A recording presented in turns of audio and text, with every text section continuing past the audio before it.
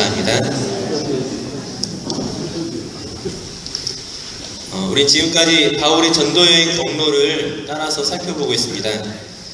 1차 전도여행 때는 바울과 바나바가 함께 있었고, 이제 2차 전도여행 때부터 바울과 실라가 함께하고 있습니다.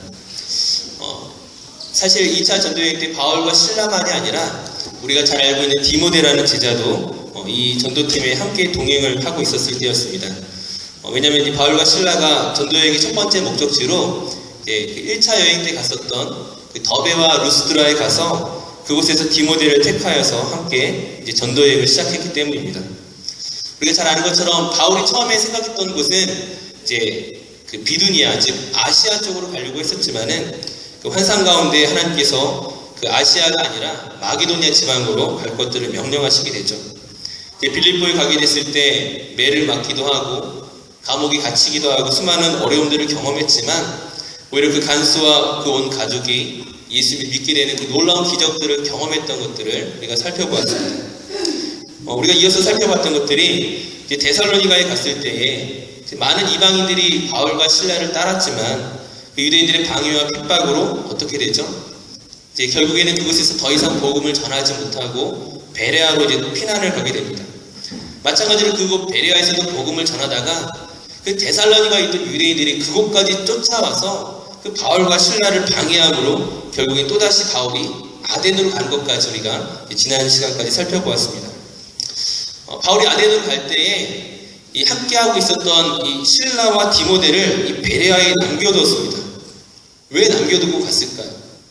비록 자신은 어쩔 수 없이 떠나야 되는 상황이지만 자신이 남아있음으로 말미암아 지금 이 베레아 지역에 이제 예수 그리스도를 믿기 시작한 이 교회의 공동체가 성도들이 어려움을 경험할 수밖에 없었기 때문에 자신은 어쩔 수 없이 피하지만 그냥 두고 떠날 수 없는 거예요.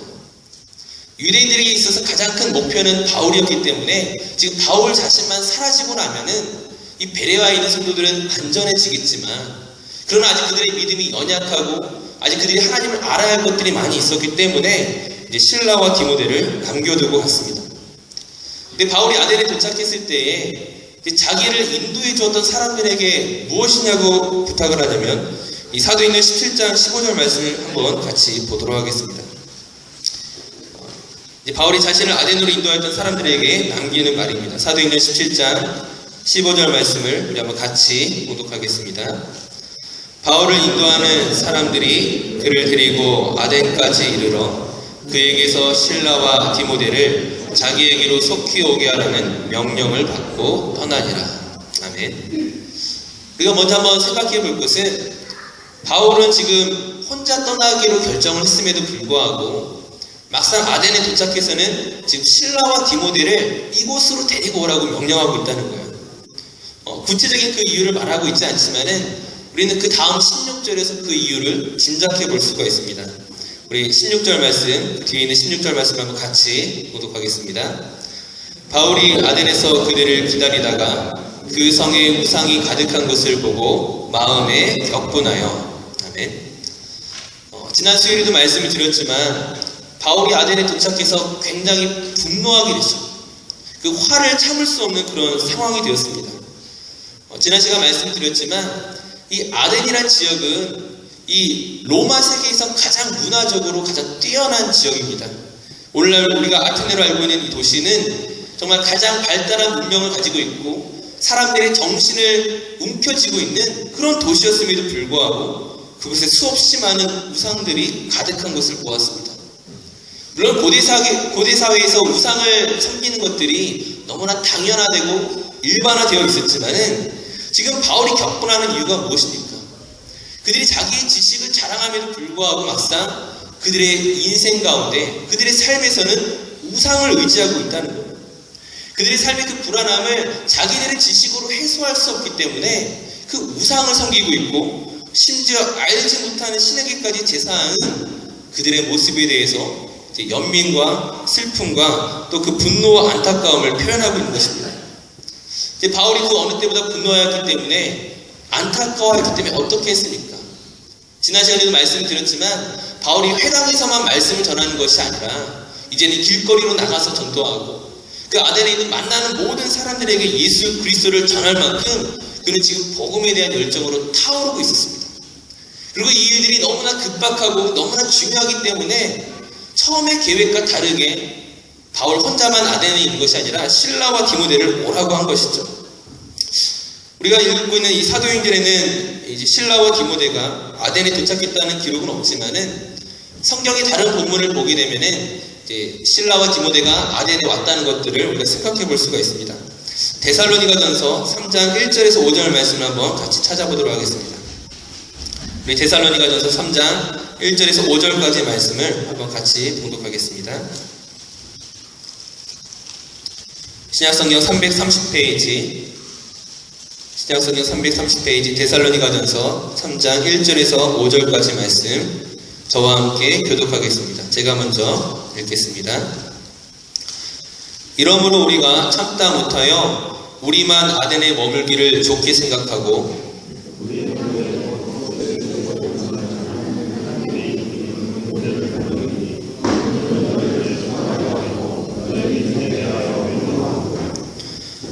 아무도 이 여러 환난 중에 흔들리지 않게 하려 함이라. 우리가 이것을 위하여 세움받은 줄을 너희가 친히 알리라.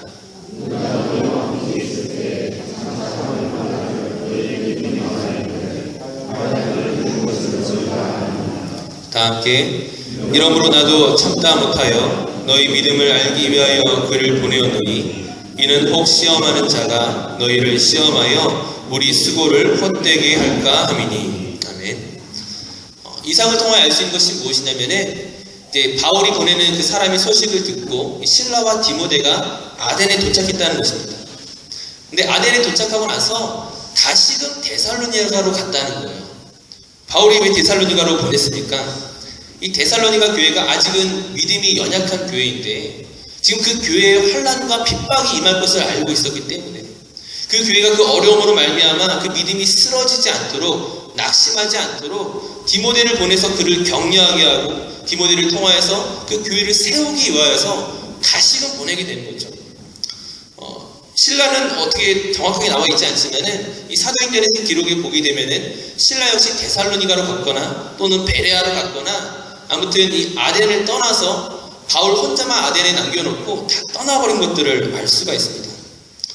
하지만 우리가 지난 시간에 살펴보았던 것처럼 이 아덴에서의 사역이 바울에게 있어서 성공적이지가 않았죠. 그가 열심히 수고하고 열심히 논쟁하고 또 아리오바에 가서 사람들 앞에서 논증을 하였지만 결과적으로 몇 사람을 얻기는 하였지만 그 결과가 실패했다는 것들을 우리가 살펴보았습니다. 이제 실라와 디모데를 다른 교회를 돕게 하고 이제 막상 바울은 아덴을 떠나서 이제 오늘 고린도에 도착하게 된 것이 오늘 본문의 배경입니다. 바울이 고린도에서 혼자 사역하면서 과연 얼마나 힘들었을지를 우리가 한번 생각해 볼 수가 있습니다. 그 이전에는 어려움이 마찬가지로 있었지만 그 모든 어려움은 바울 혼자 경험했던 것이 아니라 실라가 있었고 디모데가 있었고 다른 여러 제자들이 있었습니다. 하지만 지금 이 고린도에서는 바울 혼자밖에 없었다는 거예요. 그 모든 위기 순간에 바울과 함께했던 그 모든 동역자들이 지금은 다 떠나고 바울 혼자 남아서 이 일들을 하고 있었습니다. 그러므로 그에게 있어서 얼마나 고통스러운 시간이었을지를 우리가 생각해 볼 수 있습니다. 물론 육체적으로 힘든 것은 당연하겠지만은 혼자이기 때문에 오는 두려움과 외로움과 또 혼자서 모든 것을 감당해야 하는 그런 어떤 부담감들이 바울에게 많이 있었을 것입니다. 고린도전서 2장 3절 말씀에 바울이 이렇게 고백을 합니다. 고린도전서 2장 3절 말씀에 내가 너희 가운데 거할 때에 약하고 두려워하고 심히 떨었노라. 물론 어떤 지역에 가서 어떤 곳에서 복음을 전하든지 간에 그에게 위기가 있었고 어려움이 있었지만은 특별히 이 고린도 교회에서만큼은 그가 이 혼자서 모든 사역을 감당했기 때문에 그에게 심각한 위기와 어려움들이 있었다는 것입니다. 근데 우리가 읽었던 오늘 사도행전 18장의 말씀에서 이런 어려운 상황 가운데서 이제 신라도 떠나보내고 디모데도 떠나보낸 이 상황 가운데서 새로운 동역자들을 만나게 됩니다. 바로 그 동역자들이 브리스길라와 아굴라 부부입니다. 우리가 이 사도행전의 내용을 보게 되면은 이 브리스길라와 아굴라 부부가 이미 헌신된 그리스도인이었음을 우리가 살펴볼 수가 있습니다. 왜냐하면 바울이 이들 부부에게 복음을 전했다는 내용이 없고 또한 이들 부부가 에베소에서 이미 성경에 능통했던 아볼로에게 예수 그리스도를 전하는 모습들을 우리가 살펴볼 수가 있습니다. 무엇보다 이들 부부가 고린도에 온 까닭에 대해서 우리가 한번 생각해 볼 필요가 있습니다. 오늘 우리 본문 18장 2절 말씀을 한번 같이 보도록 하겠습니다. 오늘 본문 18장 2절 말씀을 저와 함께 같이 한번 봉독하겠습니다. 18장 2절 말씀 함께 봉독합니다. 아굴라라 하는 본도에서 난 유대인 한 사람을 만나니 글라우디오가 모든 유대인을 명하여 로마에서 떠나라 한 고로 그가 그 안에 브리스길라와 함께 이달리아로부터 새로 온지라 바울이 그들에게 가매. 아멘. 이 브리스길라와 아굴라 부부가 원래 살던 지역은 로마였습니다.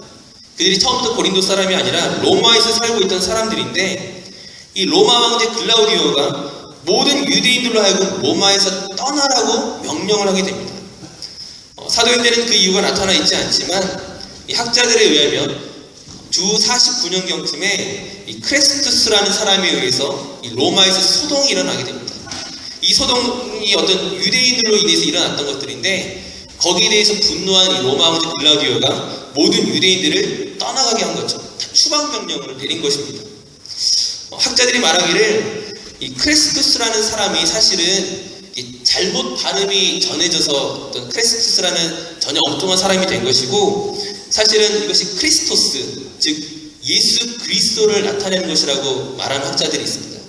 즉 이 로마 안에 예수님을 믿고 있던 유대인들과 또 그렇지 않은 유대인들 사이에 갈등이 일어났을 때 그 두 그룹 안에서 어떤 분쟁이 일어나고 소요가 발생했을 때에 이것이 질서 유지에 위협이 된다고 생각해서 로마 왕제가 이들을 추방해낸 것이죠.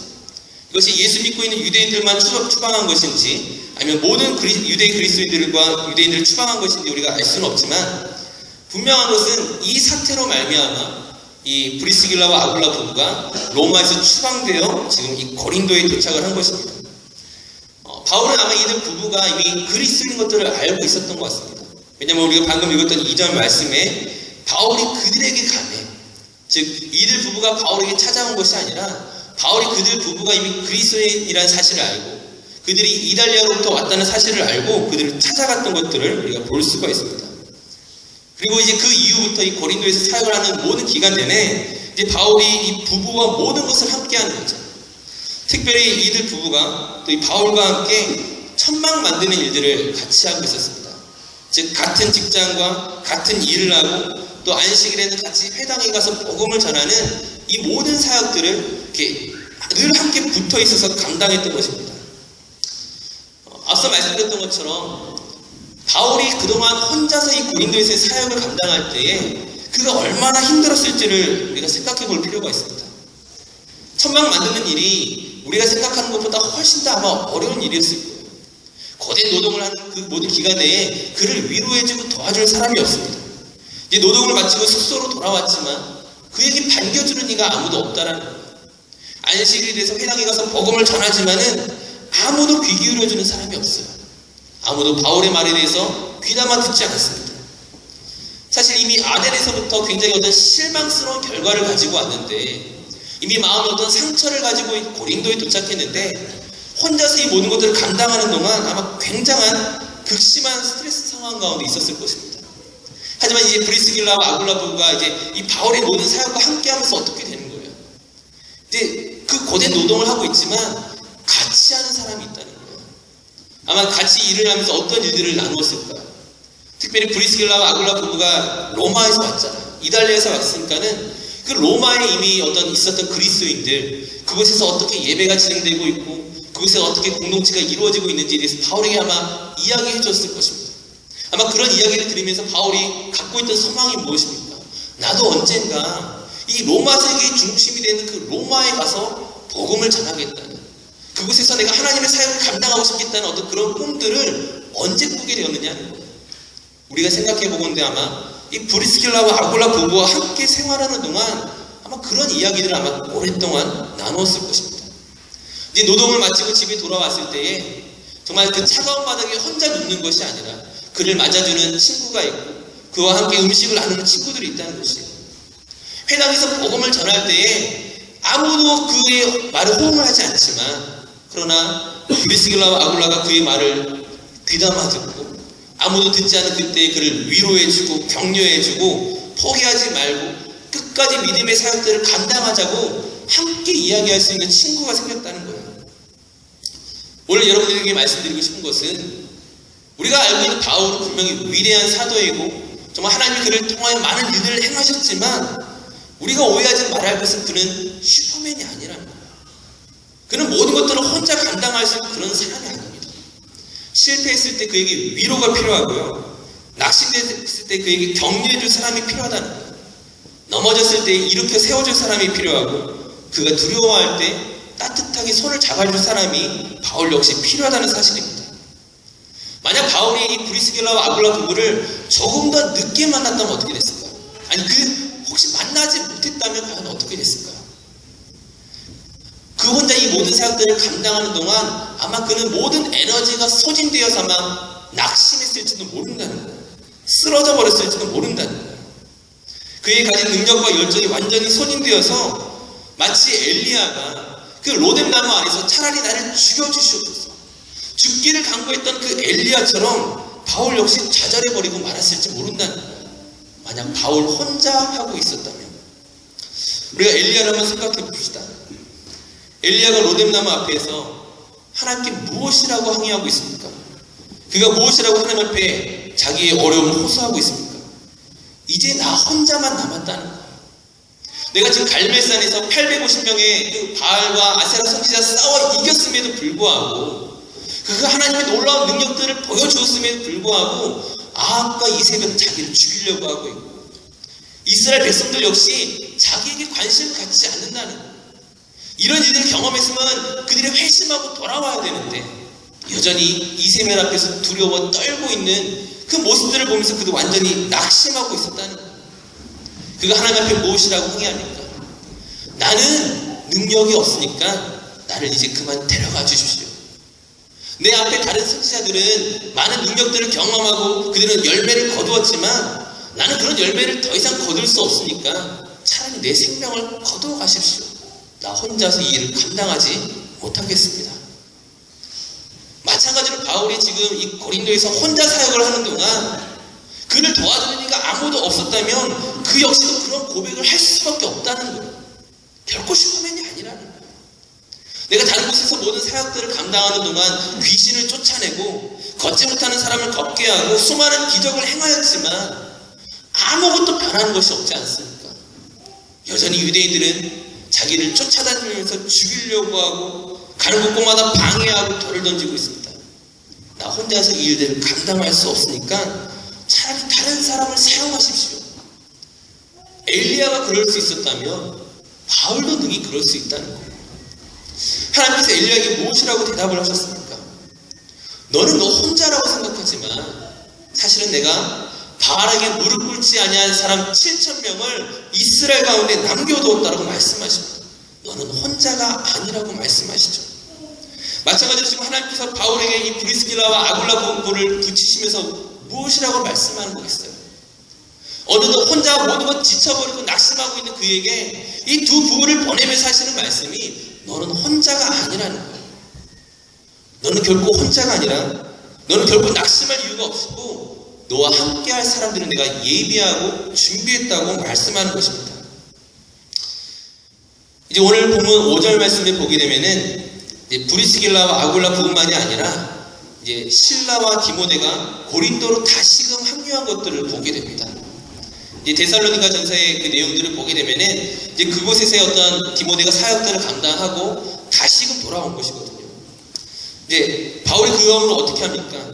더욱더 힘을 내서 그전에는 혼자였지만 혼자서 아무리 해도 열매가 없었지만은 그러나 내가 더 이상 낙심하지 않고 내 주변의 동역자들과 함께 힘입어서 복음을 다시금 전하기 시작했다는 거예요. 오늘 보면 18장 5절 6절 말씀을 한번 같이 보도록 하겠습니다. 사도행전 18장 5절과 6절 말씀 한번 같이 보도록 하겠습니다. 실라와 디모데가 마게도냐로부터 내려오매 바울이 하나님의 말씀에 붙잡혀 유대인들에게 예수는 그리스도라 밝히 증언하니 그들이 대적하여 비방하거늘 바울이 옷을 털면서 이르되 너희 피가 너희 머리로 돌아갈 것이요 나는 깨끗하니라. 이후에는 이방인에게로 가리라 하고. 아멘. 바울이 힘써 복음을 전했음에도 불구하고 유대인들의 반응이 어떠했습니까? 차가웠다는 거예요. 바울의 말에 도무지 귀담아 듣지 않고 굉장히 냉정하게 그의 말을 다 거절해버렸습니다. 그러므로 지금 바울이 무엇이라고 말합니까? 너희 피가 너희 머리로 돌아갈 것이요 이후에는 나는 이방인에게로 가겠다라고 말하죠. 내가 너희를 정말 도무지 더 이상 복음을 전하지 못하겠고 내가 유대인이 아니라 이제 이방인의 사도로서 내가 그들에게 복음을 전하겠다라고 말하는데, 만약 이때 실라와 디모데와 또 브리스길라와 아굴라가 없었다면 과연 어떻게 됐을까요? 내가 그들 부부가 없었다면, 그들 동역자들이 없었다면 아마 바울은 무엇이라고 말했겠어요? 앞서 이야기했던 것처럼 이제 못해먹겠다가 나오는 것이죠. 유대인들이 아무리 최선을 다하고 모든 열정을 쏟아부었지만 냉정한 그들 앞에서 완전 포기해버렸을 거예요. 두 손 두 발 다 들어버렸을 거예요. 우리가 바울이 그가 얼마나 자기 동족 유대인들을 사랑하는지 알고 있잖아요. 내 이름이 정말 내가 하나님에게서 끊어진다 할지라도 정말 내 동족 유대인들을 구원해 주시기를 원하는 그런 기도를, 바울의 기도를 알고 있잖아요. 그런 바울이 지금 자기 동족 이스라엘의 유대인에 대해서 완전히 학을 떼면서 그들을 포기하겠다고 말할 정도로 지금 그는 사실 굉장히 절망스러운 상황입니다. 그의 모든 사역이 완전히 막혀있고 완전히 실패한 것처럼 여겨지는 그 모든 상황 속에서 그가 그럼에도 불구하고 다시금 힘을 내서 이방인에게로 갈 수 있는 것은 그와 함께하고 있는 동역자들 때문이라는 거예요. 넘어지지 않고 낙심하지 않고 포기하지 않고 다시금 힘을 낼 수 있는 이유가 바로 브리스길라와 아굴라, 실라와 디모데 때문입니다. 즉 바울이 뛰어나서가 아니라 그가 강철 같은 사람이어서가 아니라 그와 함께하고 있는 동역자, 그 공동체가 있다는 것들을 우리는 반드시 기억해야 됩니다. 마지막으로 오늘 본문 9절과 10절 말씀을 한번 같이 봉독하겠습니다. 사도행전 18장 9절 10절 말씀 한번 같이 읽겠습니다. 밤에 주께서 환상 가운데 바울에게 말씀하시되 두려워하지 말며 침묵하지 말고 말하라. 내가 너와 함께 있음에 어떤 사람도 너를 대적하여 해롭게 할 자가 없을 것이니 이는 이 성 중에 내 백성이 많음이라 하시더라. 아멘. 주님께서 바울에게 무엇이라고 말씀하십니까? 두려워하지 말라고 말씀하시죠. 침묵하지 말고 네가 해야 할 것들을 계속 말하라고 말씀하시죠. 사실 그 거듭되는 실패와 그 두려움은 바울로 하여금 실패하게 할 것 같고 낙심하게 할 것 같고 아무것도 하지 못할 것 같은 그런 두려움을 주는 상황이었지만, 그러나 침묵하지 말고 두려워하지 말라고 말씀하시는 이유가 무엇입니까? 그 이유로 말씀하시는 것이 이 성중에 내 백성이 많음이라. 너에게 바울에게 실라와 디모데가 있는 것처럼 브리스길라와 아굴라가 있는 것처럼 너와 함께하는 동역자들, 내가 너에게 붙여준 수많은 그리스도인들이 이 성중에 있기 때문에 두려워하지 말라는 거예요. 바울이 그 모든 위기 속에서도 단지 그 자신의 신앙만으로 당당히 나간 것이 아니라 그와 함께하는 많은 그리스도인들, 동역자들 때문에 그는 지금 두려워하지 않고 사역들을 감당할 수 있다는 거예요. 엘리야에게 그 바알에게 무릎 꿇지 아니한 7,000명이 있었던 것처럼 이곳에 믿음의 사람들이 있기 때문에 실망하지 않고 힘을 낼 수 있는 것입니다.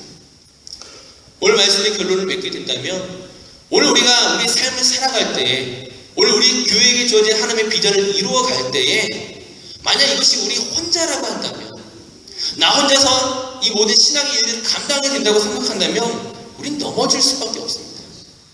엘리야가 넘어졌던 것처럼, 바울이 낙심할 수밖에 없는 그런 상황에 빠진 것처럼 오늘 우리에게 낙심을 줄 수 있는 상황들이 얼마나 많이 있습니다. 하지만 그때마다 우리가 기억해야 할 것이 하나님께서 우리에게 붙여주신 동역자가 있다는 것. 나 혼자 일들을 감당하는 것이 아니라 나와 함께하는 믿음의 사람들이 있다는 것이죠. 우리가 기억해야 할 것은 그 나와 함께하는 동역자들을 기억하시고 오늘 내게 주어진 그 모든 길들을 두려워하지 말고 믿음으로 한 걸음 한 걸음 전진해 나가는 것입니다. 그러기 위해서 오늘 옆에 계신 동역자들에게 실수했다고 뭐라고 하지 마시고 잘못했다고 뭐라고 하지 마시고 평가하고 판단하는 것이 아니라 위로하고 격려하고 안아주고 세워가시기 바랍니다. 그렇게 우리가 서로를 세워가고 서로를 지탱해 줄 때에 바울이 그 모든 사역들을 감당할 수 있었던 것처럼 오늘 우리 교회가 우리 교회에게 주어진 그 놀라운 비전들과 사역들을 감당하게 될 것입니다. 제가 홈부시에서 예배드리는 이 모든 기간들이 또 리드콘 교회를 준비하는 이 모든 기간들이 분명히 우리에게 고통스러운 기간이고 많은 사람들에게 참으로 수고해야 되는 길이지만 그것을 나 혼자 하는 것이 아니라 우리가 함께하고 있다는 것들을 반드시 기억하시기 바랍니다. 우리가 함께하기에 그 마지막 끝의 결론은 정말 하나님이 칭찬하실 면류관이 우리 교회와 또 우리 각 성도의 삶에 준비되어 있을 줄로 믿습니다. 우리가 함께 이 모든 것들을 헤쳐나갈 수 있는 모든 귀한 믿음과 은혜를 누리실 수 있기를 간절히 바라겠습니다. 우리 함께 기도하도록 하겠습니다. 지금 우리 좀 주께 감사함으로 기도했으면 좋겠습니다. 오늘 우리 삶 가운데 여러 가지 어려움들이 있지만 나를 위하여 늘 중보하고 기도하고 격려하고 애써주는 그런 믿음의 동역자들을 나의 삶 가운데 붙여주심에 대해서 우리 시간 감사했으면 좋겠습니다. 오늘 우리 교회가 여러 가지 수고스러운 일들이 많이 있고 또 헤쳐나갈 많은 일들이 있지만 이것이 우리 교회만의 혼자만의 감당의 몫이 아니라 많은 믿음의 사람들이 함께 중보하고 기도하고 여전히 우리 교회를 위하여 돕고 있다는 것들을 우리가 기억하고 감사함으로 나갈 수 있었으면 좋겠습니다. 우리 시간 함께 하나님 앞에 감사함으로 함께 고백하며 나가도록 하겠습니다. 거룩하신 아버지 하나님 감사합니다. 오늘 우리의 삶 가운데 역사하시고 말씀하시고